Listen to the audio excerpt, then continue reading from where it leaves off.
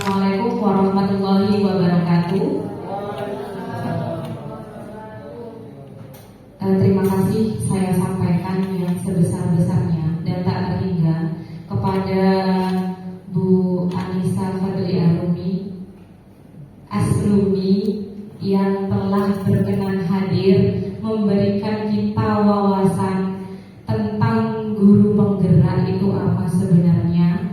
Dan terima kasih juga kepada Bapak Ibu Guru SMK Negeri 1 Keraksaan yang berbahagia, dan saya yakin semangatnya pasti luar biasa untuk kemajuan anak didik kita bersama.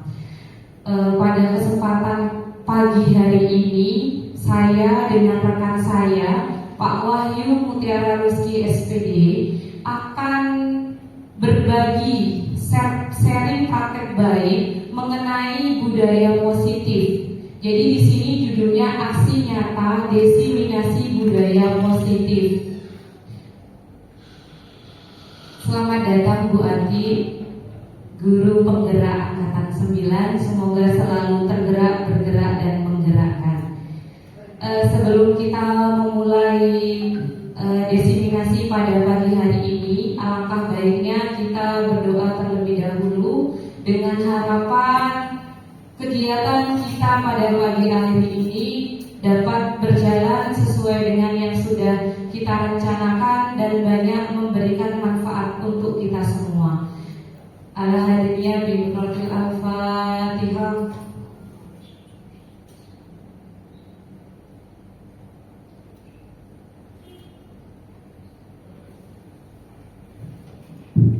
Terima kasih Bapak Ibu sekalian.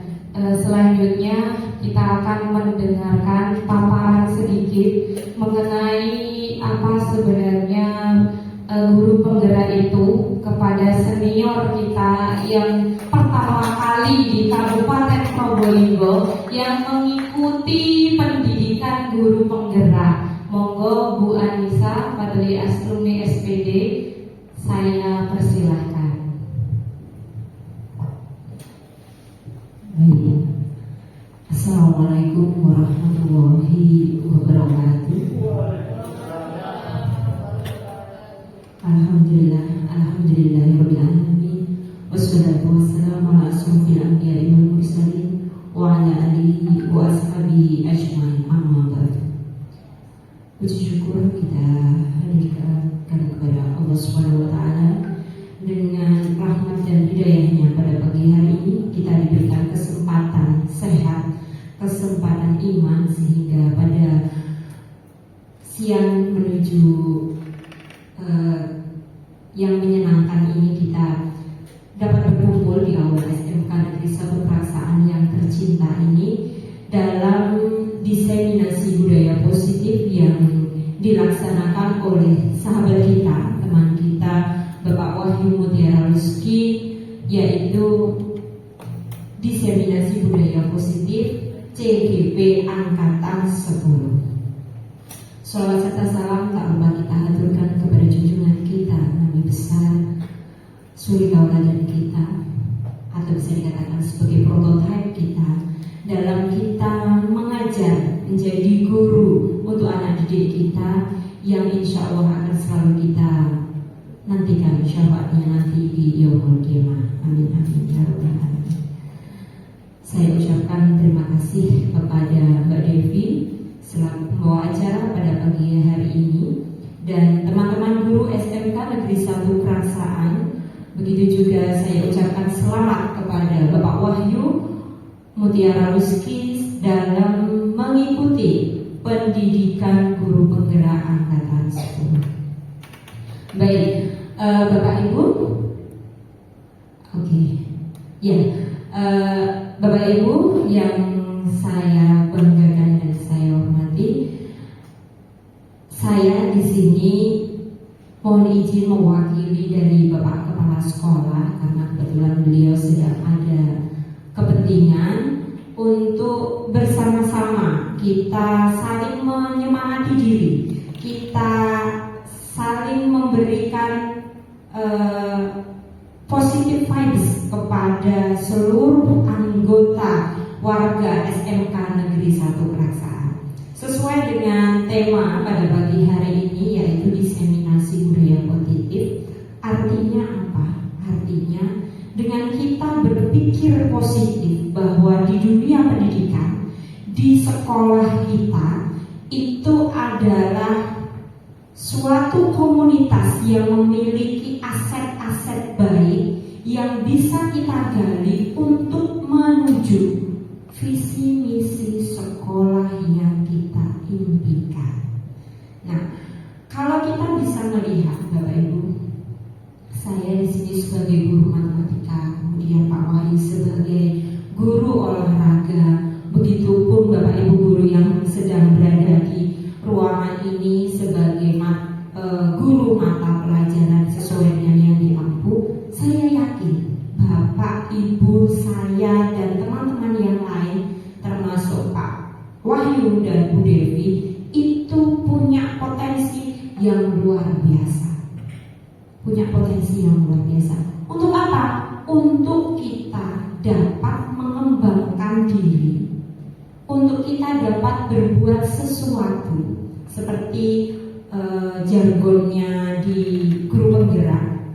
Gimana Pak Wahyu? Bergerak, bergerak, tergerak, dan menggerakkan. Jadi kita, apabila kita sudah punya sesuatu, oh saya yakin saya bisa, gitu ya. Jadi itu positif itu seperti itu. Saya bisa. Gitu dulu sudah. Saya bisa. Saya mulai dulu. Gitu. Perkara nanti di tengah jalan itu ada sesuatu, pastinya mungkin ada kerikil-kerikil yang mencoba untuk menggoda kita. Nah, disitulah kesempatan kita untuk saling berkolaborasi. Seperti yang ada di sini, seperti Bu Devi dan kemudian Pak Wahyu.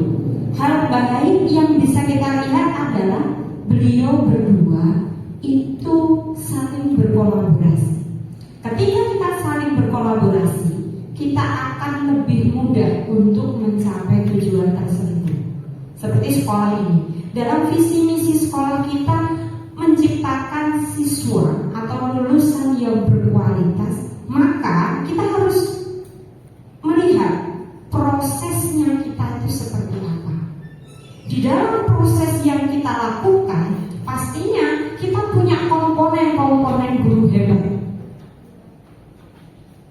Ada Bu Ririn yang sekarang sedang akan mengikuti PGP angkatan ke-11, Pak Taufik dan juga Bu Fitri. Begitu. Kenapa beliau itu bisa sampai di titik itu? Saya yakin beliau tidak berjalan sendirian.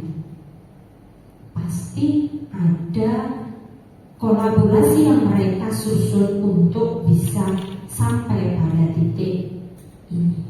Begitu juga saya melihat dari yang dilakukan Bu Atik and the Gang di guru penggerak angkatan 10, luar biasa. Nah, setelah proses itu, maka selanjutnya apa? Bukan selesai dari pendidikan, selesai sudah tidak. Yang diharapkan pengimbasannya, budaya positifnya, positif vibes-nya bisa terus digali, bisa terus ditularkan kepada guru-guru yang lain, kepada anak didik kita, yang nantinya bisa dijadikan sebagai aset atau modal besar untuk kita menuju sekolah dengan menciptakan alumni-alumni yang luar biasa. Bapak Ibu, yang ingin saya sampaikan adalah ketika saya mencoba dulu untuk memulai menjadi guru penggerak, bukan hal yang mudah. Tetapi saya yakin saya nanti pasti akan mendapatkan sesuatu. Ternyata benar, ilmu yang ada dalam guru penggerak itu tidak hanya ilmu dalam kita mengajar saja. Di dalam guru penggerak kita diajarkan untuk kita bisa berkolaborasi, pantang menyerah, kemudian kita berpositif thinking. Apa yang kita lakukan pasti kita bisa menyelesaikannya. Bagaimana caranya? Banyak cara. Kita berkolaborasi, kemudian kita bisa mengoptimalkan apa yang kita miliki dengan cara yang seperti apa? Banyak hal. Sekarang teknologi itu sudah seperti pakaian lah, kemana saja ikut, ya, kemana saja ikut. Nah, apabila kita atau nanti dalam perjalanannya Pak Wahyu, kemudian Bu Devi di tengah jalan mengalami hal-hal yang sekiranya berat sekali, saya benar menyerah saja Bu, jangan dulu. Sampaikan pada lokakarya di depannya, sampaikan pada modul di depannya. Nanti akan tidak terasa Bapak Ibu akan sampai pada modul terakhir. Dengan apa? Yang terpenting adalah ilmunya, bukan hanya sekedar sertifikatnya. Karena yang berasal di dalam diri saya dalam saya mengikuti guru penggerak itu adalah saya mendapatkan banyak hal. Salah satunya di situ nanti Pak Wahyu dan Bu Devi dan teman-teman CGP angkatan 11 itu akan mendapatkan materi tentang coaching. Luar biasa. Materi tentang coaching itu luar biasa. Bagaimana caranya kita menghandle emosi kita, bagaimana cara otak kita bekerja, itu akan diajarkan banyak hal di sana. Sehingga kita tidak monoton hanya dalam kelas itu kita menyelesaikan materi untuk anak-anak kita, tidak. Tetapi bagaimana kita mengkoordinir kelas itu, anak-anak belajar dibuat dengan senyaman mungkin, gitu ya. Bu, tapi anak-anaknya itu di kelas itu seperti itu. Untuk proses yang baik, kita tidak diperkenankan untuk memilih anak-anak yang hebat-hebat saja. Karena saya yakin proses yang hebat atau proses yang baik itu dari input yang bermacam-macam, kita bisa mengolahnya sehingga kita bisa menghasilkan produk yang seperti kita harapkan. Apakah yang kita harapkan seperti yang anak didik kita miliki? Mereka punya aset baik dalam dirinya. Kalau dalam pepatahnya atau dalam materi yang diberikan Ki Hajar Dewantara bahwa rawat dan tanamlah anak didikmu sesuai dengan bibitnya, seperti halnya engkau merawat tanaman. Padi dirawat dan dipupuk sesuai dengan caranya padi, nanti hasilnya berupa padi. Terong ya dirawat dan dipupuk dengan caranya terong, hasilnya juga akan menjadi terong. Seperti itu. Jadi anak-anak didik kita itu bermacam ragamnya inputnya. Anak ini nggak bisa saya memaksakan semua anak harus pintar matematika, nggak bisa. Nah, oleh karenanya di PGP, di guru penggerak ini kita akan belajar tentang pembelajaran berdiferensiasi. Akhirnya kita terbuka mata kita ini.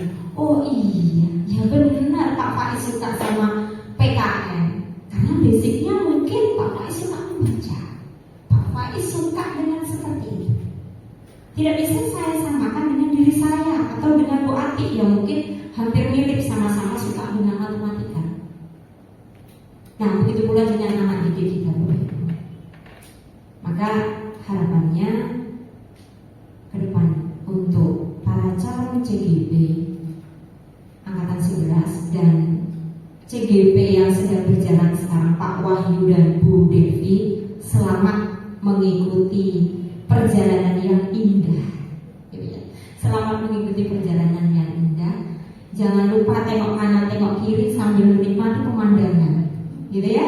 Kenapa? Karena nanti di ujung nanti Bapak Ibu akan bisa mendapatkan tidak hanya dari sertifikatnya saja, tetapi apa? Dari pemandangan yang Bapak Ibu lihat, dari perjalanannya, kalau misalkan sebentar ngopi boleh-boleh, gitu ya. Itu namanya perjalanan.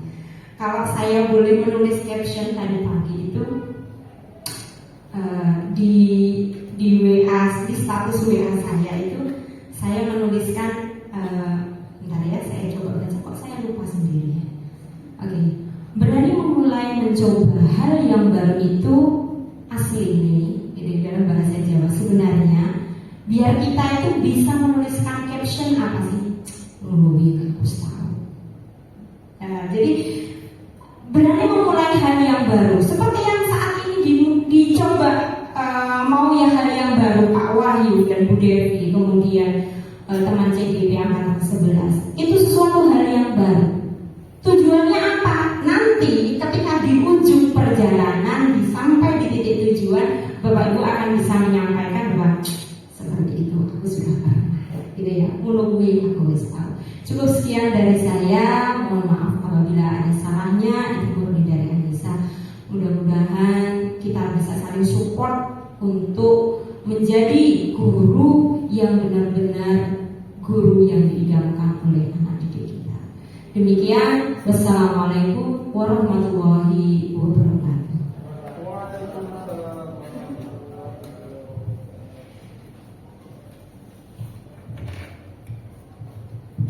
Terima kasih saya sampaikan kepada Bu Anissa yang telah memberikan paparan yang luar biasa dan membuat kita semua termotivasi untuk mengikuti pendidikan guru penggerak dan untuk mengimplementasikan pada sekolah kita tercinta, sekolah yang secara pribadi membesarkan saya dan Pak Wahyu di sini.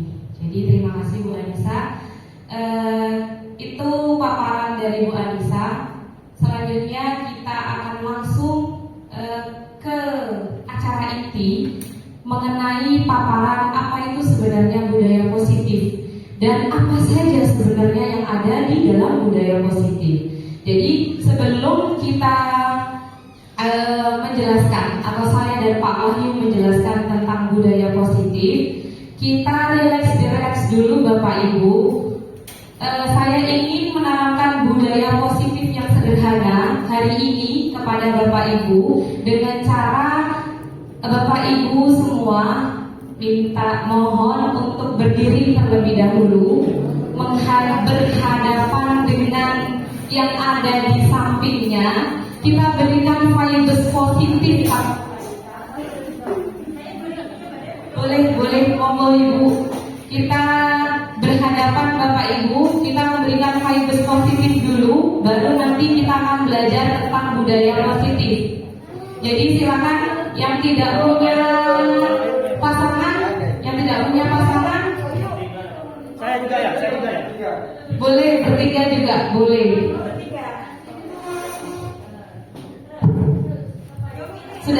Kalau sudah ada pasangan, kalau semuanya sudah ada pasangan, silakan mulai berhadapan Bapak Ibu. Berikan senyum terbaiknya selama 30 detik. 30 detik saja. Silakan. 1, dimulai ya Bapak Ibu.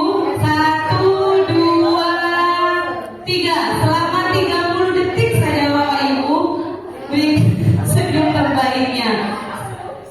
Siapa yang menghitung Pak Wahyu di Pak Wahyu? 30 detik ya Pak Wahyu.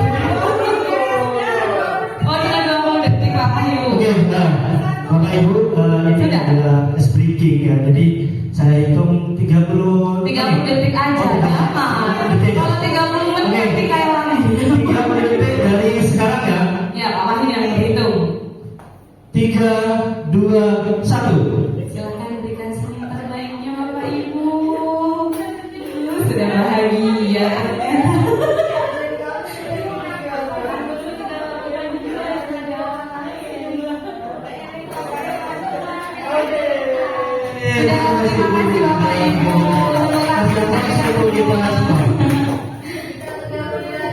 Sudah tergerak ya Bapak Ibu ya. Sudah bahagia Bapak Ibu pagi ini. Kalau kita bahagia, kita lanjut ke paparan materi mengenai budaya positif. Yang pertama mungkin saya dulu yang menyampaikan Pak Wahyu. Jadi kita tolong Pak Wahyu powerpointnya. Saya izin Bapak Ibu, saya tidak ingin mengajari Bapak Ibu, saya hanya ingin sharing saja, berbagi pengalaman saya selama saya mengikuti pendidikan guru penggerak. Kebetulan ini modul 1.4, modul akhir di modul 1 tentang budaya positif. Dan insya Allah akan ada banyak manfaat yang bisa kita terapkan. Lanjut dah Pak Wahyu biar cepat Pak Wahyu. Untuk pembahasannya Bapak Ibu, dalam budaya positif ada 5. Yang pertama tentang disiplin positif dan nilai-nilai kebajikan universal. Yang kedua tentang teori motivasi, hukum penghargaan dan restitusi. Yang ketiga keyakinan. Mohon maaf ini keyakinan Bapak Ibu. Jadi nanti bisa keyakinan kelas dan juga bisa dipakai untuk menjadi keyakinan sekolah. Selanjutnya kebutuhan dasar manusia dan dunia berkualitas. Dan yang terakhir tentang 5 posisi kontrol dan segitiga restitusi.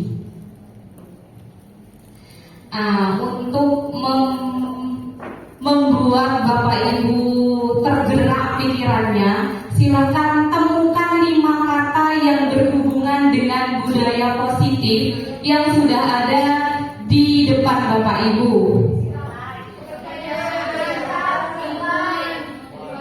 Yang pertama sikap, kepercayaan, motivasi, nilai, perasaan Bapak Ibu, lingkungan. Lanjut Bapak Wahyu, benar atau tidak tebakan Bapak Ibu? Benar ya Bapak Ibu, ada sikap, ada nilai, ada kepercayaan, ada lingkungan dan ada motivasi. Jadi kata ini akan berhubungan dengan budaya positif. Jadi budaya positif merupakan sikap, nilai, kepercayaan, dan praktik-praktik yang menciptakan lingkungan yang mendukung dan memotivasi orang untuk berkembang dan berkontribusi secara positif. Jadi budaya positif itu seperti itu Bapak Ibu. Kalau kita lihat kasarannya, budaya itu kan suatu kebiasaan. Positif itu sesuatu hal yang baik, itu namanya positif. Lanjut kita ke disiplin positif dan nilai kebajikan Bapak Ibu. Lanjut Pak. Untuk disiplin positif ini ada titik tekan di 3 poin. Yang pertama, disiplin positif tidak harus memberikan hukuman. Diingat Bapak Ibu, disiplin positif itu tidak harus memberikan hukuman. Kita di sini adalah pendidik, jadi tugas kita bukan penghukum Bapak Ibu. Jadi tugas penghukum biarkan kejaksaan saja dan Bapak polisi. Kita di sini mendidik Bapak Ibu. Yang kedua, berperilaku dengan mengacu pada nilai-nilai kebajikan universal. Saya yakin Bapak Ibu bertanya-tanya, apa itu nilai-nilai kebajikan universal? Setelah ini kita bahas Bapak Ibu. Lanjut yang ketiga, memiliki motivasi intrinsik dalam diri, bukan ekstrinsik atau dari orang-orang luar tertentu. Jadi 3 poin itu untuk disiplin positif. Bapak Ibu silakan diingat-ingat. Selanjutnya, ini dia nilai kebajikan universal. Jadi nilai kebajikan universal di sini merupakan fondasi kita berperilaku. Nilai-nilai kebajikan adalah sifat-sifat positif manusia yang merupakan tujuan mulia yang ingin dicapai setiap individu. Nilai-nilai kebajikan yang ingin dicapai oleh setiap anak Indonesia yang kita kenal dengan profil pelajar Pancasila. Ada berapa Bapak Ibu profil pelajar Pancasila? Ada berapa Bapak Ibu? Ada 5 atau ada 4? Atau ada 7? Atau ada 8 Bapak Ibu? Ini ada P5. Ada berapa Bu Anissa? Ada berapa Bapak Ibu? Seingat saya ada 6 Bapak Ibu. Untuk apa-apanya mungkin bisa dibantu. Yang pertama ada kreatif, mandiri, kreatif, berkebinekaan global, bernalar kritis, terus juga yang pertama Bu, iman dan takwa kepada Tuhan Yang Maha Esa. Lanjut saja Bapak Ibu, teori motivasi, hukum dan penghargaan serta restitusi. Lanjut Pak Wahyu. Jadi di sini ada 3 motivasi perilaku manusia. Yang pertama, menghindari ketidaknyamanan atas hukuman. Yang kedua, mendapatkan imbalan atau penghargaan dari orang lain. Yang ketiga, menjadi orang yang mereka inginkan dan menghargai diri sendiri dengan nilai-nilai yang mereka percaya. Jadi Bapak Ibu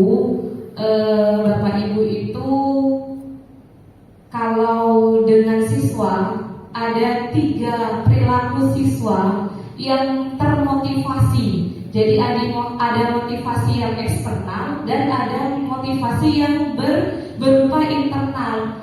Kebanyakan siswa itu melakukan sesuatu masih terpaku pada yang poin pertama atau poin kedua. Jadi mereka melakukan sesuatu itu karena menghindari ketidaknyamanan atau hukuman. Contohnya begini Bapak Ibu, misal, saya tidak mau terlambat kan? Nanti kalau terlambat saya suruh skojam dengan Pak Faiz.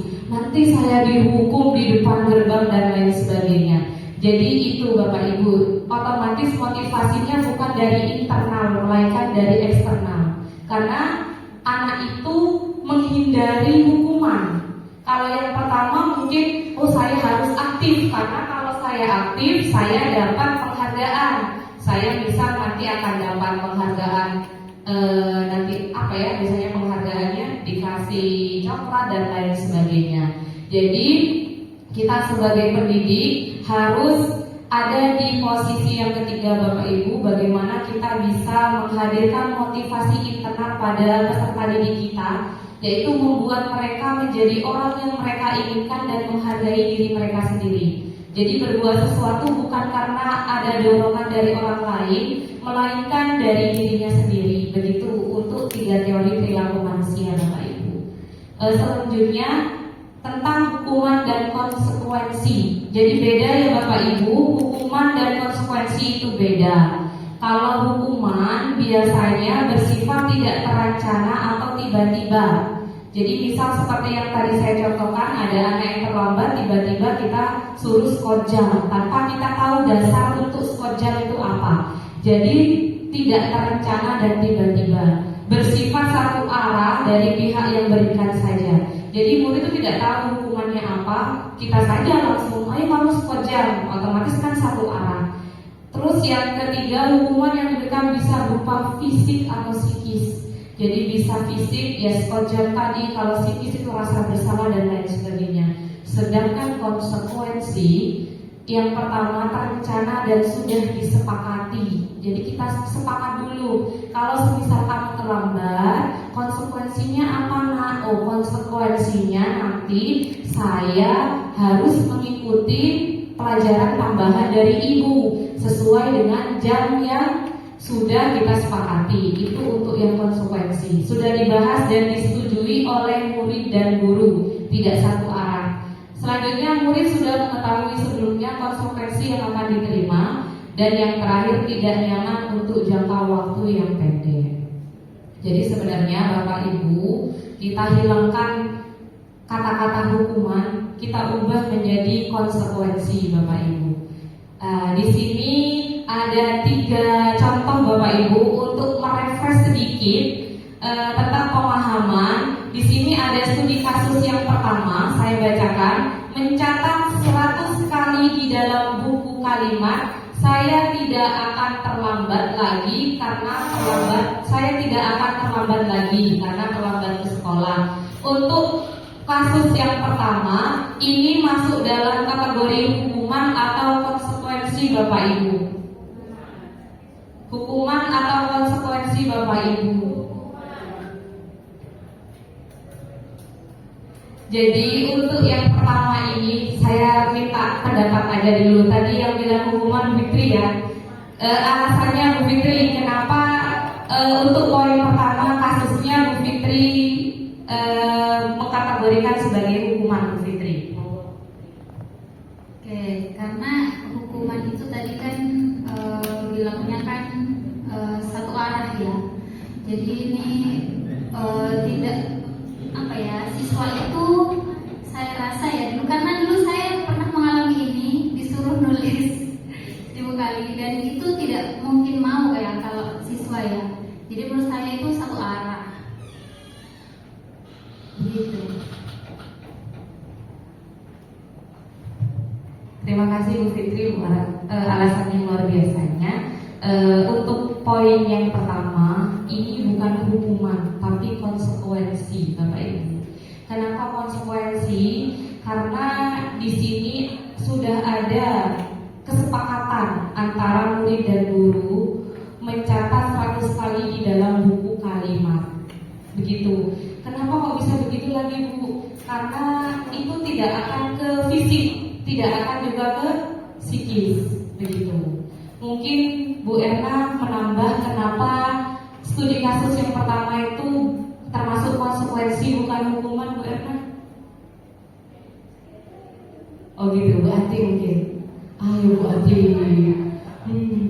Kalau saya melihat pertanyaannya, Bu ya, yang pertama itu bukan hukuman tapi konsekuensi, Bu Ati. Mungkin Bu Ati bisa memberikan gambaran kepada Bapak Ibu kenapa yang pertama itu bukan hukuman tapi konsekuensi.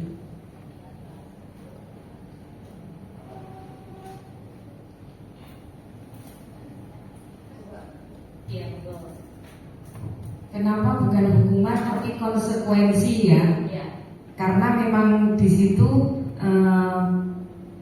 berdasarkan peraturan yang berlaku di sekolah. Jadi ketika anak itu melakukan pelanggaran atau kesalahan, kemudian dihubungkan dengan peraturan sekolah tersebut. Konsekuensi apa yang akan diterima ketika melanggar peraturan yang sudah ditetapkan sekolah. Jadi tidak menghukum yang secara tiba-tiba seenaknya gurunya sendiri, tapi disesuaikan dengan peraturan. Kalau kamu melanggar konsekuensinya begini, kamu harus paham. Begitu kira-kira kalau sepemahaman saya, Bu Devi. Terima kasih. Terima kasih Bu Erna, luar biasa ini. Memang guru penggerak ini memang luar biasa. Begitu ya Bapak Ibu. Jadi yang pertama itu adalah konsekuensi. Untuk studi kasus yang kedua, lari mengelilingi lapangan basket 2 kali karena terlambat hadir ke sekolah. Ini termasuk konsekuensi atau hukuman Bapak Ibu? Hukuman ya, jelas ya, karena ini sifatnya sudah fisik ya. Jadi seminimal mungkin kita menghindari yang fisik Bapak Ibu. Dan yang terakhir, membersihkan coretan yang dibuatnya di meja tulis. Konsekuensi ya Bapak Ibu, jadi anak itu bertanggung jawab atas apa yang sudah diperbuat. Begitu Bapak Ibu perbedaan antara hukuman dan konsekuensi. Selanjutnya Pak Wahyu, sekarang penghargaan dan restitusi. Sebenarnya Bapak Ibu, penghargaan yang biasanya Bapak Ibu berikan kepada siswa Bapak Ibu itu juga memberikan dampak yang negatif. Kenapa begitu? Semisal begini Bapak Ibu, di dalam kelas itu yang pintar atas nama Pak Wahyu misal namanya, otomatis yang dapat penghargaan Wahyu saja. Di antara yang lainnya pasti akan timbul yang namanya kecemburuan sosial. Kenapa kok Pak Wahyu saja? Kenapa kok tidak bergantian dan lain sebagainya. Jadi secara tidak langsung penghargaan yang Bapak Ibu berikan itu akan memberikan dampak yang negatif. Dampak negatifnya seperti apa? Dia juga akan merusak sebuah hubungan. Kenapa begitu? Karena begini Bapak Ibu, otomatis yang biasanya mendapat penghargaan dia akan dimusuhin sama anak didik, anak yang lain.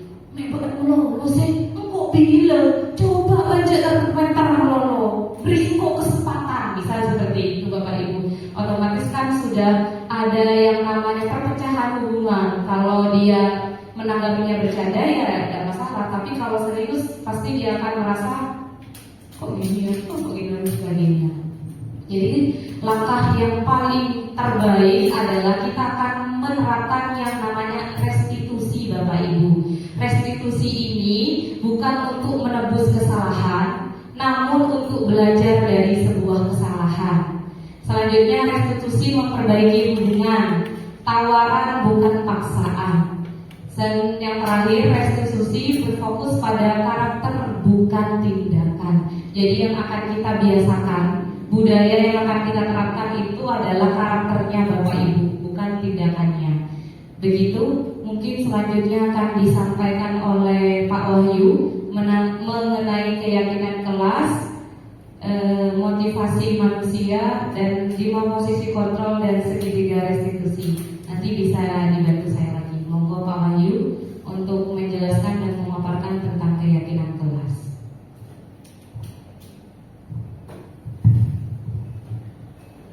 Oke, Bapak Ibu, kita sedikit speaking dulu ya. Kenapa? Karena setiap kita melakukan kegiatan kita harus bahagia ya. Jadi pembelajaran di CGP itu sangat luar biasa sebenarnya.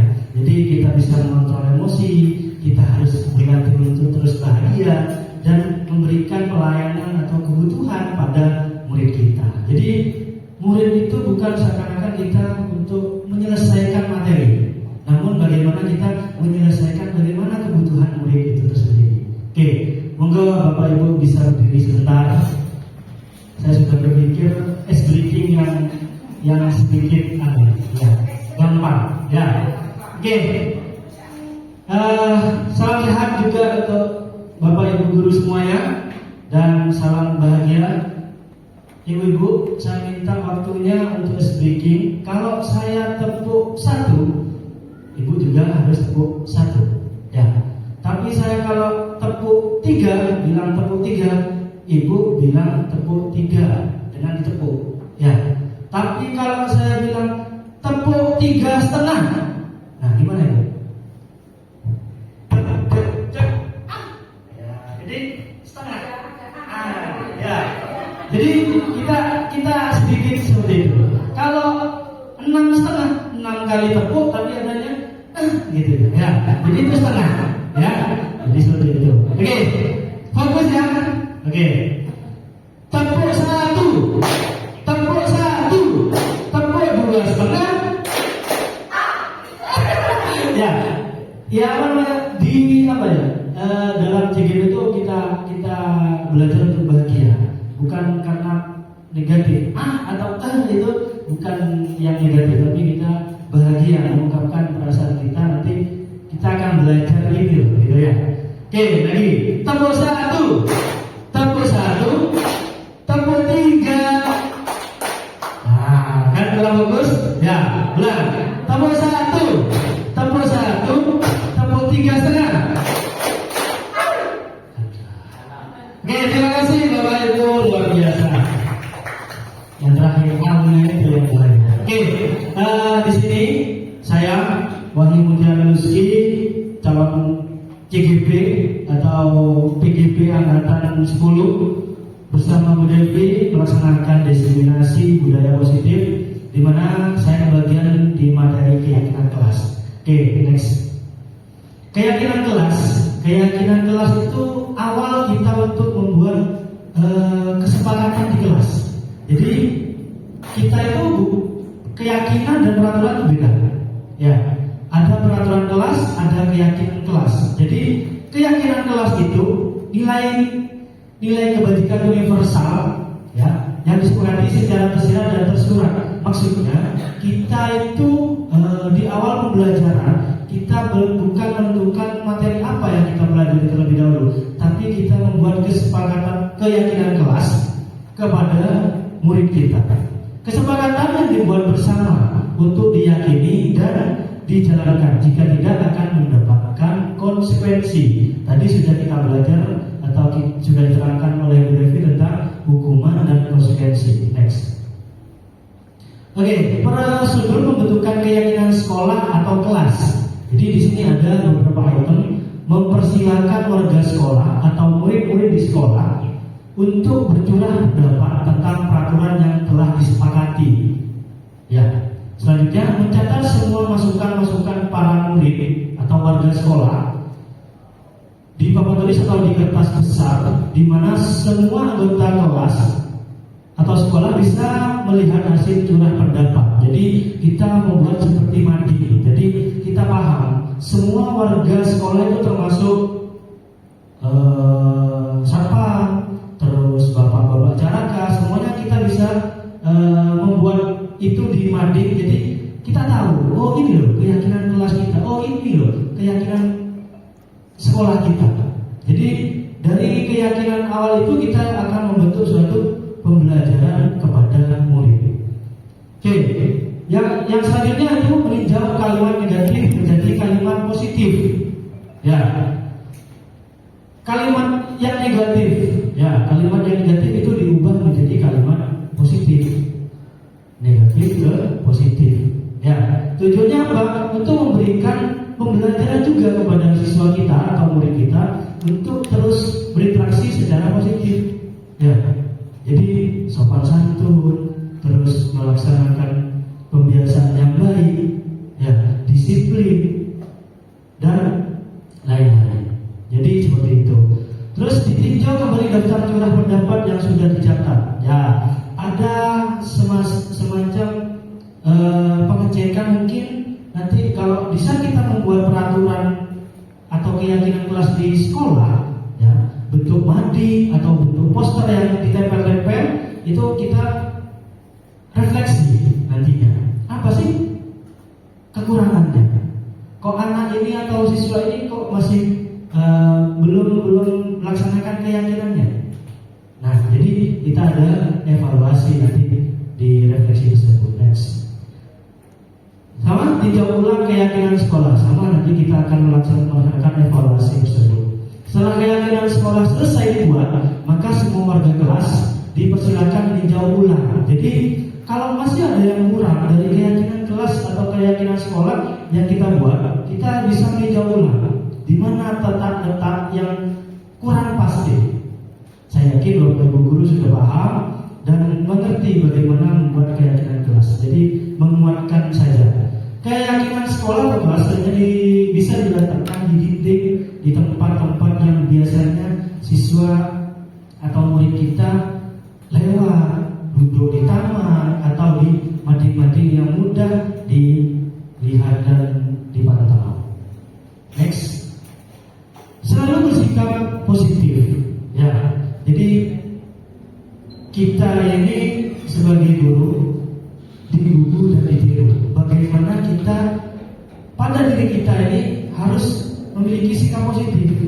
Ya, kalau kitanya negatif, otomatis muridnya nanti protes. Pak, kok Bapak melakukan seperti ini? Pak, kok Bapak sudah seperti ini? Nah, jadi ini adalah contohnya dari keyakinan kelas. Senantiasa menjadi diri terbaik. Jadi kita datang kalau sudah jam 7, sebelum jam 7 kita harus sudah masuk kelas. Mengkondisikan kelas kita terlebih dahulu. Ya, mungkin Bapak Ibu mepet masih masak, masih ini, tapi apa ya? Kita harus menjadi teladan kepada murid kita. Selain itu percaya dan menghormati orang lain. Ya, ini yang sering kita perlu gali lagi. Berkomitmen dan senantiasa membantu. Bukan hanya kepada sesama guru, tetapi kita juga membantu kebutuhan murid. Apa sih murid yang kita butuhkan? Pembelajaran apa? Bukan kita mengejar materinya selesai, tapi bagaimana kita mengajari murid kita untuk menyelesaikan suatu masalah. Seperti itu. Next. Kebutuhan dasar manusia. Nah, next, kebutuhan dasar itu ada 5, Bapak Ibu. Ya, di mana kebutuhan siswa kita yaitu kebutuhan bertahan hidup. Yang pertama, yang kedua, kasih sayang dan rasa diterima. Setelah itu penguasaan dan selanjutnya kebebasan dan seterusnya itu kesenangan. Oke, kita bahas satu-satu. Next. Oke, kebutuhan bertahan hidup. Nah, setiap individu atau setiap manusia kita membutuhkan yang namanya makan, minum, mungkin healing, mungkin untuk refresh otak kita. Tapi kebutuhan apa yang mendasari siswa kita itu untuk pembelajaran yang terbaik? Nah, itu yang menjadi kebutuhan dasar manusia. Kasih sayang dan rasa diterima. Contohnya, di saat ada murid kita yang nakal, mungkin biasanya guru itu cenderung biasanya. Ya, tapi selama kita belajar CGB semuanya anak saya, kan gitu. Senakal gimana pun, tapi itu semuanya hak kita dan kewajiban kita. Haknya menerima mereka, kewajiban kita merubah mereka, seperti itu. Ya, jadi anak-anak itu butuh kasih sayang, butuh didekati, bukan hanya sebagai dia kita wali kelas. Yo, berarti anak ini nakal, ya udah kita tinggal. Nah, anak ini tidak menyelesaikan tugasnya, kita tinggal karena sudah deadline rampotan mungkin. Tidak, Bapak Ibu. Tapi kita terus membersamai mereka, memberikan kasih sayang dan rasa diterima, seperti itu. Terus penguasaan. Biasanya anak itu cenderung itu kalau yang kita menonjolkan diri kita, menonjolkan dirinya. Ya, seakan-akan anak itu saya yang paling pintar. Ya, saya yang paling pintar. Jadi penguasa itu maksudnya kebutuhan dasar dari anak didik kita. Anak itu cenderung ingin berkuasa di kelas itu. Saya loh yang paling pintar, seperti itu. Mungkin Bapak Ibu nanti akan merefleksikan sendiri di kelas masing-masing. Pasti ada anaknya seperti itu. Kebebasan, maksudnya bebas itu menurut aturan, bukan bebas menurut siswanya atau muridnya. Contoh, di kebiasaan disiplin, saya ingin bebas Pak, saya ingin melaksanakan atau menggunakan seragam di luar peraturan, kan gitu. Jadi anak itu ingin bebas, tapi sesuai dengan aturan. Selanjutnya kesenangan. Nah, di dalam kelas, kalau sudah kita melaksanakan 1, 2, 3, 4 ini, anak itu merasa senang, nyaman, kebutuhannya sudah terpenuhi. Guru mendampinginya dengan dasar kasih sayang. Jadi itu kebutuhan dasar manusia. Oke, lanjut kita ke posisi kontrol. Di sini posisi kontrol ada 5. Yang pertama, penghukum, pembuat rasa bersalah, menjadi teman, pemantau dan manajerial atau manajer. Next, kita bahas satu-satu tentang penghukum. Nah, ciri-cirinya kalau penghukum biasanya itu nadanya suaranya tinggi. Ya, bahasa tubuhnya mata agak kayak siter bolong, ya. Aslinya cantik ibunya, gurunya. Tapi kalau sudah marah kayak mau keluar. Ya, apanya? Tidak tahu. Hasil kemungkinan murid marah, pasti marah. Kalau murid sudah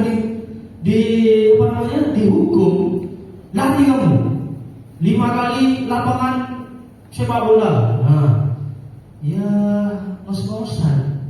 Pada akhirnya murid itu harus takut sih, awas ya, suatu saat saya akan menjadi guru, saya balas tadi anakmu Pak. Nah, pasti seperti itu. Nah, itu yang kita hindari. Lanjut, membuat rasa bersalah. Ada ciri-cirinya, ada suara memelas. Nah, biasanya kalau ibu-ibu, bu guru, kalau anaknya nggak mengerjakan tugas, ayo nak, kamu gimana? Kok belum selesai melaksanakan ini? Harus bagaimana ibu ini? Sudah dikasih tahu di WA dan sebagainya. Nah, itu kan merasa, iya, saya merasa guru saya seperti ini. Jadi anak itu merasa bersalah. Hasilnya murid akan merasa bersalah. Sebenarnya kebutuhan itu harus kita penuhi. Contoh, apa sih yang kurang? Evaluasi kembali soalnya atau pengerjaannya, tugasnya. Jadi seperti itu. Lanjut, posisi kontrol sebagaimana. Nah, di sini ciri-cirinya nada suaranya ramah, akrab, bahasa tubuh merapat pada murid. Maksudnya itu ya intens gitu. Maksudnya itu selalu mendampinginya. Senyum kalau ketemu sama anak yang dianggap teman itu selalu happy. Tapi kalau sudah anaknya nakal, gak boleh tugas, lain. Begitu. Hasilnya murid akan merasa senang. Ya, menurutnya senang menurutnya. Jadi hanya saja di sini negatifnya, murid menjadi tergantung pada gurunya. Jadi jangan terlalu merapat ke anak. Jadi biar ada space antara guru dan murid. Next, pemantau. Ciri-cirinya nada suaranya datar. Ya, bahasa tubuh yang formal. Hasilnya murid memahami konsekuensi yang harus dijalankan. Contoh, tadi sudah belajar kita dijelaskan tentang hukuman dan konsekuensi. Kalau siswa itu sudah melaksanakan kesalahan, terus sudah melaksanakan konsekuensi yang kesalahannya tersebut, dia akan menjalankan sesuai dengan kesepakatan tadi atau keyakinan tadi, seperti itu. Next, di control manager, ya, ciri-cirinya nada suaranya halus, tulus, setelah itu ya santun kepada muridnya, bahasa tubuhnya tidak terlalu kaku. Hasilnya guru akan mengembalikan tanggung jawab pada murid. Ya, jadi jalan keluar permasalahan tersebut di saat kita sudah menjadi manajerial. Di situ ada contohnya di sini, next Berry. Nah, di sini ada guru dan muridnya. Ya, gurunya mungkin saya contohkan Pak Wahyu. Ya, di sini adik, apakah kamu mau tahu jam berapa sekolah dimulai? Tahu Pak? Jam 7. Ya, ya. Jadi kamu terlambat. Kira-kira bagaimana kamu akan memperbaiki masalah ini? Nah, posisi kita menjadi manajer, bukan penghukum, bukan memberi rasa bersalah. Kita menjadi manajer, ya, memecahkan masalahnya bersama murid.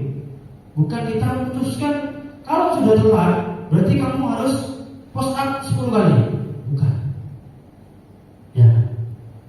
Bukan. Tapi kita evaluasi dulu, kenapa? Setiap anak, setiap individu itu pasti punya perasaan masing-masing. Dia punya masalah masing-masing. Mungkin mereka itu telat karena ban bocor, tak dikasih sapu sama orang tua. Mungkin ada seperti itu. Jadi kita posisikan diri kita sebagai guru, yaitu adalah posisi kontrol manajerial. Next. Oke, sebelum kita ke segitiga diskusi, saya lihat bahwa itu mukanya rada tegang, ya, senyum dan bahagia. Oke, selama kita baru membahas tentang posisi kontrol, ya, mungkin butuh penjelasan lebih atau ada pendapat lain dari Bapak Ibu. Saya itu sebegini Pak Eril. Saya kalau ketemu anak, kalau berarti dimasukkan saya sedang mana, mungkin ada seperti itu. Sebelum kita ke segitiga diskusi, monggo silakan. Aman? Oke. Jangan tegang, santai aja. Kita belajar sambil belajar. Oke. Segitiga diskusi. Apa sih segitiga diskusi? Nah, di sini ada senior saya, Bu Erna dan Bu Ati, pasti paham apa sih segitiga diskusi. Nah, segitiga diskusi itu adalah kita dari permasalahan murid kita tadi yang biasanya kita menjadi guru yang menghukum, setelah itu kita di posisi kontrol. Nah, kita masuki pada segitiga diskusi, permasalahan yang sama. Contoh tadi Adi terlambat sekolah, kita harus memberikan suatu pertanyaan yang membangun kepada mereka, bukan menjatuhkan. Seperti ini, menstabilkan identitas. Mungkin, ya, Bapak Ibu akan memberikan pertanyaan seperti ini. Adi, contohnya Adi, berbuat salah itu tidak apa-apa, atau terlambat itu sudah biasa, tidak apa-apa, ya. Tapi apakah itu sesuai dengan aturan sekolah? Kan gitu, ya. Pasti anaknya menjawab, oh tidak Pak, ya. Nah setelah itu tidak ada manusia yang sempurna, ya. Setiap manusia punya permasalahan masing-masing, ya.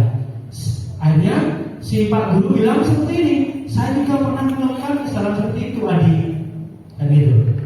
Jadi dari permasalahan terlambat sekolah nanti kita menstabilkan identitas, ya, menstabilkan identitas. Setelah itu memvalidasi tindakan yang salah, kegiatan mana yang salah. Sudah jelas Adi terlambat sekolah, ya. Jadi memvalidasi tindakan yang salah. Nanti Bapak Ibu Guru bisa menanyakan seperti ini, kamu pasti punya alasan mengapa kamu melakukan hal tersebut, kan seperti itu. Jadi si Adi akan menjelaskan apa sih alasan saya terlambat sekolah. Ya, jadi bukan menjadi pemukul. Oh telat, contoh di sekolah kita aja, kalau kita di gerbang kita telat, Pak Satpam bilang, ayo bersihkan pos Satpam sampai bersih, kan seperti itu. Nah itu posisi yang pemukul. Nah kita menstabilkan identitas siswa, setelah itu memvalidasi tindakan yang salah, setelah itu kita menanyakan keyakinan. Ya, tadi sudah kita bahas tentang keyakinan kelas. Keyakinan sekolah sudah dipampang di poster atau dinding, ya, menjadi majalah dinding atau di pojok-pojok sekolah, pojok-pojok kelas, ya. Jadi kita menanyakan kepada siswa kita, ya, Adi, karena contohnya tadi Adi, keyakinan sekolah kita sudah seperti ini, ya. Kamu kenapa masih melaksanakan melanggar keyakinan kita? Jika kamu sudah melanggar, kamu akan mendapatkan konsekuensinya. Kan gitu. Jadi lebih halus, penyampaiannya lebih halus, bukan menjadi pemukul. Adik, kamu sudah telat 5 menit, ayo ambil sapu, selesaikan bersihkan pos. Nah, anak itu akan menjadi takut yang pertama pasti, dan akan dendam. Kenapa?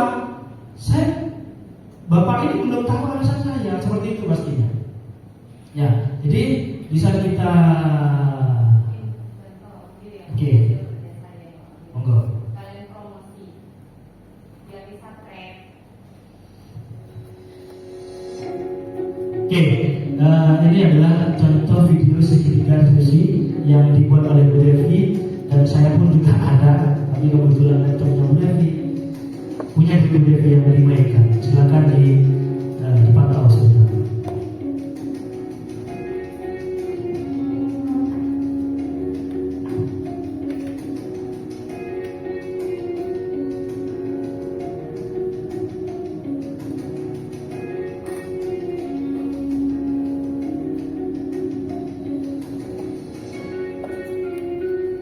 Jadi ada kasus yang pakai kerudung sesuai aturan.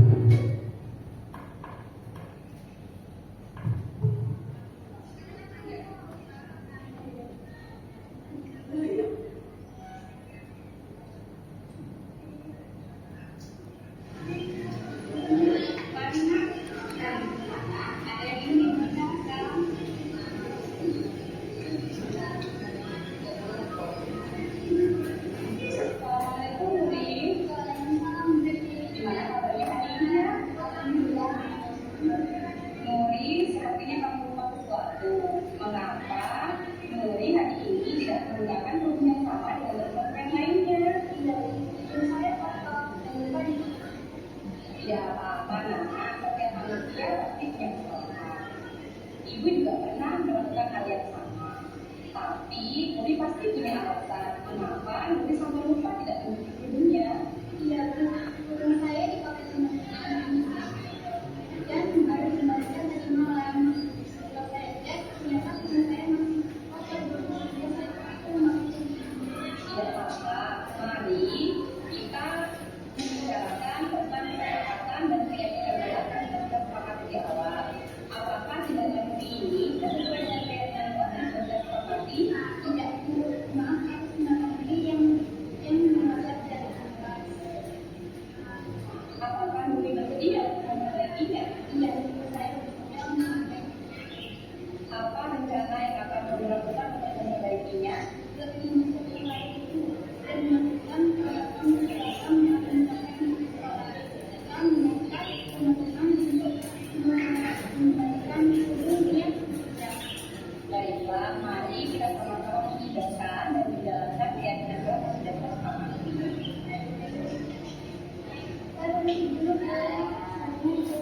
Salam, semangat ya nak ya.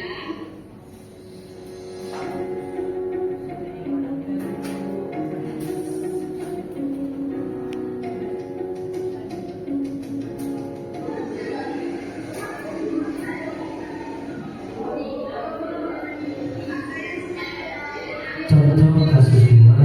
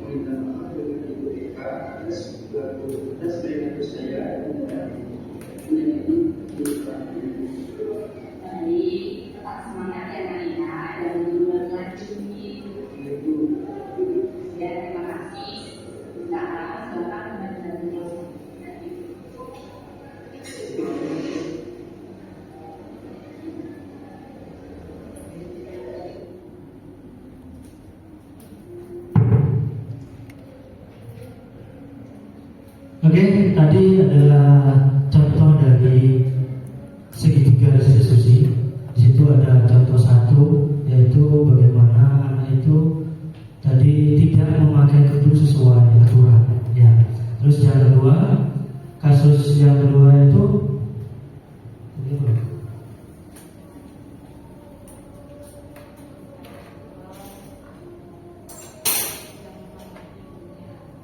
tidak menghormati gurunya dan kurang sopan terhadap sesama, maksudnya dengan sesama siswa. Jadi kita lakukan kegiatan segitiga restitusi. Di saat kita menemukan kasus-kasus tersebut, jangan malah kita membiarkannya. Ya, Bapak Ibu guru adalah panutan di sini, di Gugu dan di Diru. Jadi bagaimana kita memberikan solusi kepada anak yang melanggar. Bukan, kembali lagi, bukan menghukumnya, tapi kita memberikan motivasi. Apa sih dari keyakinan kelas tersebut? Apa sih keyakinan sekolah tersebut? Jadi kita ingatkan terus dan ingatkan kembali tentang bagaimana segitiga restitusi. Ya, jadi kita melakukan segitiga restitusi. Di samping kita melakukan segitiga restitusi, kita juga memberikan motivasi kepada anak kita atau kepada murid kita. Ya, kenapa sih setiap individu punya masalah? Apa sih? Kita perlu tahu juga alasannya. Ya, di samping kita melaksanakan segitiga restitusi juga menjadi manajerial. Jadi Bapak Ibu guru suatu saat akan menjadi pemimpin pembelajaran. Ya, di saat kita sedang menjadi pemimpin pembelajaran, kita tahu posisi mana yang kita harus lakukan di saat kita punya permasalahan atau kasus-kasus tersebut. Ya, jadi Bapak Ibu, kita harus melaksanakan apa yang menjadi tugas kita, bukan lagi menjadi menyelesaikan materi yang sudah diberikan oleh kurikulum atau sekolah. Jadi kita bagaimana memberikan kebutuhan murid terlebih dahulu. Setelah kita sudah memberikan kebutuhan murid, kita akan tahu bagaimana proses perkembangan belajarnya.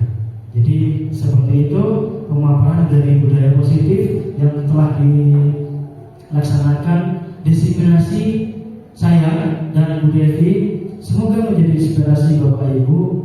Suatu saat kami semua atau Bapak Ibu guru akan menjadi pemimpin pembelajaran. Kita tahu bagaimana posisi kita yang sebenarnya. Tetap sehat, salam bahagia dari saya. Terima kasih. Wassalamualaikum warahmatullahi wabarakatuh. Aplaus buat kita semua. Terima kasih Pak Wahyu atas pemaparan yang luar biasanya. Jadi bisa saya garis bawahi Bapak Ibu, ketika kita menerapkan budaya positif untuk murid kita harus berbudaya positif terlebih dahulu. Jadi Bapak Ibu, ketika ada siswa kita yang melakukan sebuah kesalahan, jangan langsung didiktai ya Bapak Ibu, jangan langsung disalahkan. Setiap manusia punya kesempatan untuk mengungkapkan sebenarnya yang terjadi itu apa. Jadi sebisa mungkin Bapak Ibu menerapkan yang namanya segitiga restitusi. Bapak Ibu stabilkan dulu, setelah itu validasi tindakannya, dan yang terakhir tanyakan tentang keyakinan kelas. Insya Allah akan membuat murid kita lebih bertanggung jawab pada dirinya sendiri. Begitu Bapak Ibu untuk diseminasi budaya positif pada siang hari ini. Selanjutnya saya minta umpan balik Bapak Ibu. Setelah itu baru kita satu dari laki-laki dan satu dari perempuan ya Bapak Ibu untuk memberikan refleksi tentang kegiatan kita. Untuk umpan baliknya bisa saya share di mana ya Bapak Ibu? Di pribadi. Kalau umpan balik saya buat versi Padlet Bapak Ibu. Jadi bisa mengerjakan semua di link yang sudah ada. Ini Pak Wahyu sudah ada linknya. Oke, untuk Padletnya ini kita kirim via Japri karena tidak ada grupnya. Jadi silakan Bapak Ibu nanti mengisi Padletnya sesuai dengan pemahaman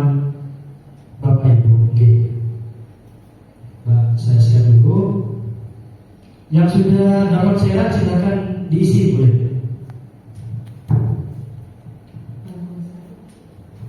Buat Ibu Fitri.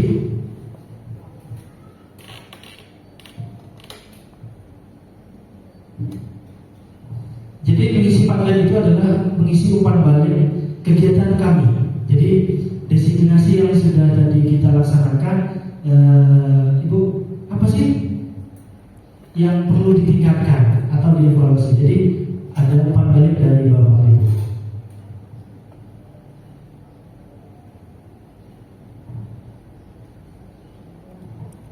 Pak Taufik.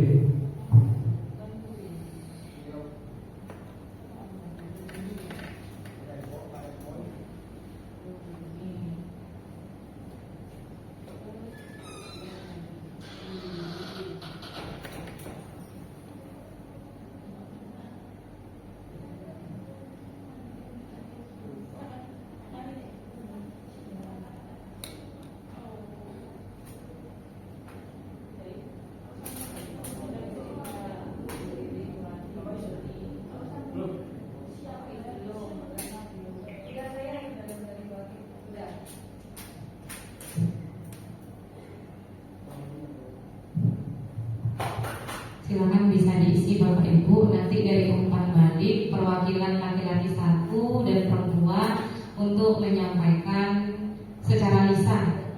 Jadi bentuknya refleksi Bapak Ibu. Begitu. Semangat guru penggerak angkatan 11. Yang lain ditunggu menjadi guru penggerak selanjutnya.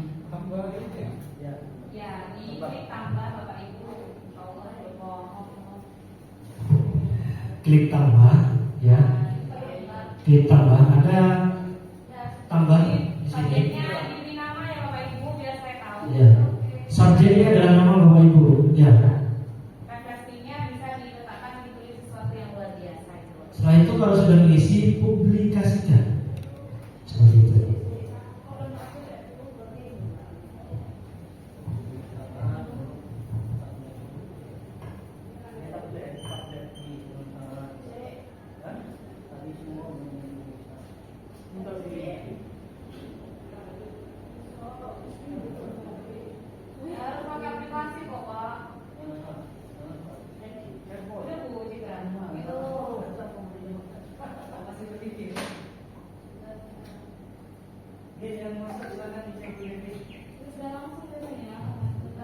Oke, kita ambil satu putra, satu bapak, satu ibu, ya.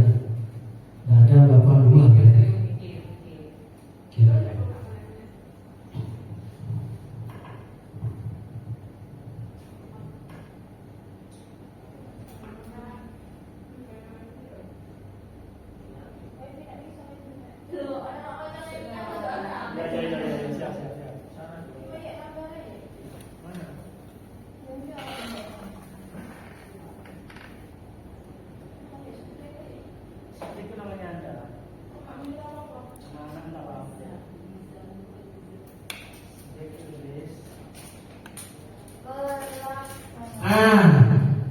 Iza berarti buat D.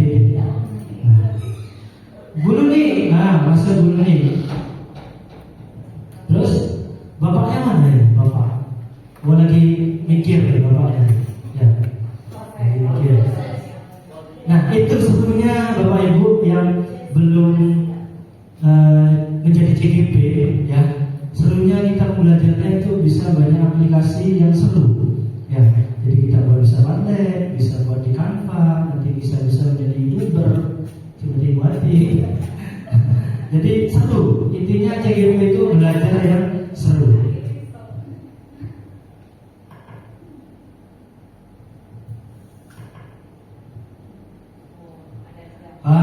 Herman Wati Janmar, Herboy, masuk. Silakan nanti kalau sudah masuk semua kita bacakan nanti. Pak Faiz, masuk Pak Faiz.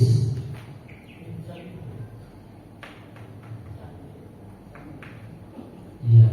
Nanti.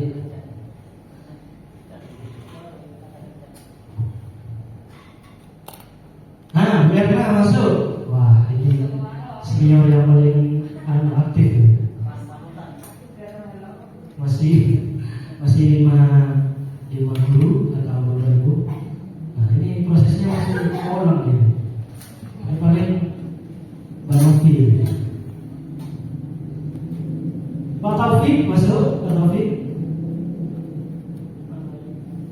Sudah? Apakah masih ada yang proses? Atau enggak bawa HP? Naswa, siapa Naswa? Bu Riri. Oh, Naswa anaknya ya? Loh, udah. Ya, Naswa. Bu Citra. Naswa.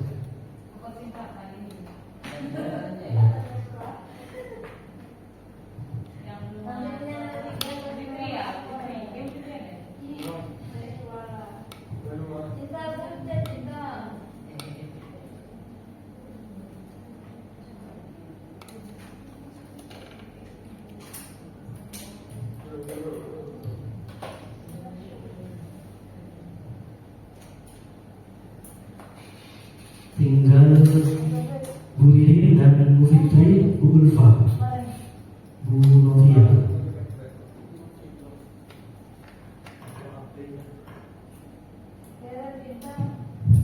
Jadi nanti Bapak Ibu aplikasi ini bisa Bapak Ibu pakai dan cari yang gratis Bapak Ibu untuk bercurah pendapat dengan peserta didiknya, begitu. Jadi tidak menonton bercerita, tapi pemanfaatan teknologi. Bu Ulfa sudah, Bu Ririn sama Bu Fitri kita tunggu Pak Wahyu. Kalau sudah nanti mungkin perwakilan dari bapak-bapak siapa? Pak Taufik, CGP 11 Pak Taufik. Oke, saya bacakan untuk yang bapak-bapak boleh ya. Dengan nama Pak Taufik. Nanti Pak Taufik aja Pak Wahyu yang Iya. membacakan buat refleksi. Boleh apa Pak Wahyu? Refleksi nanti. Itulah. Oke, cukup. Alhamdulillah. Nah, kayaknya tidak ada namanya ya? Apa-apa. Bisa diedit kok, sabar. Bisa diedit. Ya. Oke, dari Pak Taufik, ya umpan balik yang sudah dicurahkan dari hasil dominasi saya dan Bu Devi, yaitu umpan balik saya dari budaya positif. Destinasi hari ini sangat luar biasa. Ya, jadi saya dapat pemahaman baru tentang segitiga restitusi, di mana ketika siswa melakukan kesalahan, kita langsung menyalahkan, tidak langsung menyalahkan, namun perlu adanya kegiatan atau langkah segitiga restitusi sebagai solusinya. Oke, kita beri aplaus kepada Pak Taufik. Terima kasih luar biasa.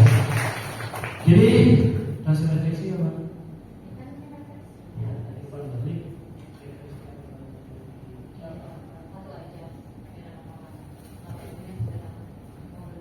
Lanjut ke Ibu, silakan. Silakan mau yang mana Bu Devi? Bu Ulfa mungkin. Silakan Bu Ulfa, beri refleksi Bu Ulfa. Bu Ulfa, biar masuk YouTube saya Bu Ulfa.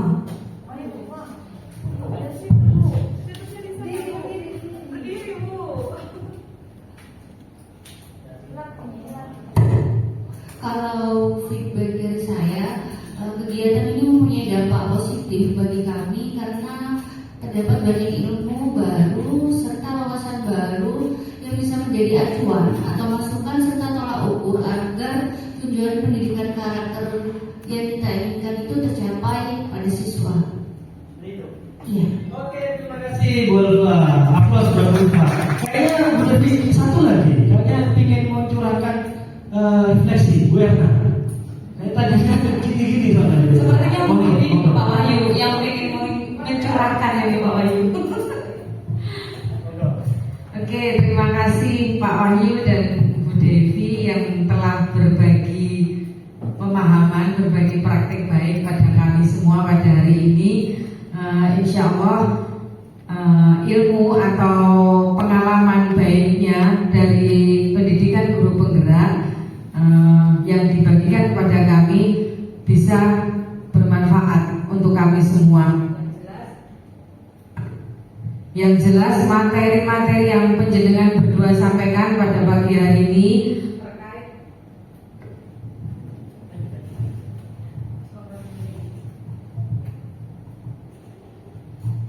terkait dengan pembiasaan budaya positif yang harus kita terapkan sebagai guru itu sangat-sangat berguna untuk meningkatkan kualitas pembelajaran pada murid-murid kita dan meningkatkan profesionalisme kita juga sebagai guru. Begitu saya rasa Pak Wahyu dan Bu Devi, terima kasih sekali lagi telah berbagi praktek baik pada kami.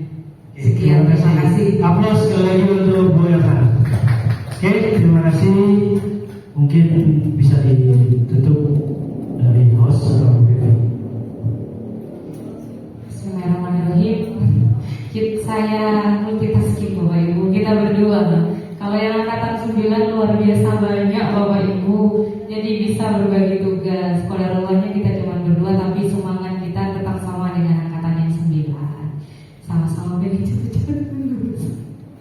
Begitu Bapak Ibu, terima kasih banyak Bapak Ibu atas waktu yang sudah Bapak Ibu investasikan sedikit untuk Bapak Wahyu dan saya, Ibu Devi, untuk mendesiminasi budaya positif terkait dengan pendidikan guru penggerak. Semoga apa yang kita lakukan dan apa yang sudah diterima oleh Bapak Ibu bisa kita implementasikan di sekolah kita menjadi sebuah perubahan yang positif dan menjadi sebuah perubahan yang luar biasa untuk kemajuan anak didik kita, kemajuan sekolah kita, dan keluarga besar SMK Negeri 1 Kerasan. Alhamdulillah, kita akhiri pertemuan kita dan kegiatan kita pada siang hari ini dengan pembacaan hamdalah. Alhamdulillahirabbil alamin. Terima kasih Bapak Ibu, kurang lebihnya saya mohon maaf. Saya akhiri, tapi saya punya pantun Bapak Ibu. Pantunnya, kesempurnaan itu hanya milik Allah Subhanahu wa Ta'ala Bapak Ibu, tapi kekurangan itu hanya milik mantan Bapak Ibu. Terima kasih. Wassalamualaikum warahmatullahi wabarakatuh.